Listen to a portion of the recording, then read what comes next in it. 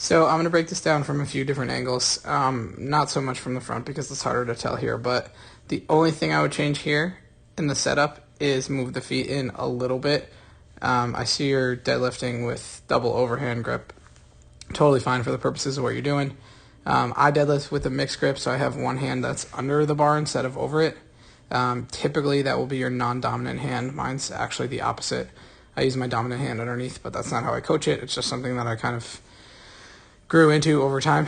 So anyway, only thing set up from the front is move the feet in very slightly and turn your toes out very slightly, but that's a very, very minor thing. So I'm going to keep going all the way to the side here because this is really where you can see more stuff. So here we go. Setup. I'm going to draw a few things here. So back angle, hip angle. That's a little bit too acute.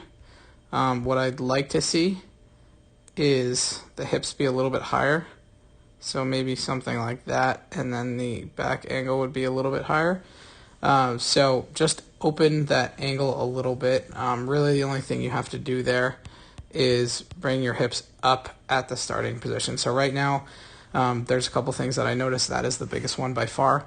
It's a little bit squatty. This is the position you'd be in, kind of coming out of a squat almost. So too much quads here and not enough hips, glutes, hamstrings, and lower back. And that literally is just a change by two things. One, hips up, and then the second thing here, if you look at where the bar is in relation to the shins and feet, it's a bit tough to see because we're not directly horizontal here, but bar should be pretty much over the center of the foot. It's a little bit towards the toes, and it's a little bit away from the shin. So if you were to pull that bar back towards your shins when you start, so it's pretty much touching them, and lift your hips up just a little bit, it would be perfect. So I'm going to see if we can watch it here.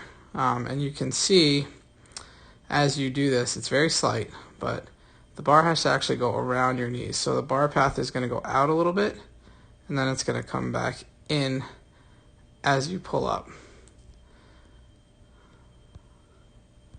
So you can see it more as we move around here. So I'm going to scroll all the way to the other side, and I'm just going to let this play for a second.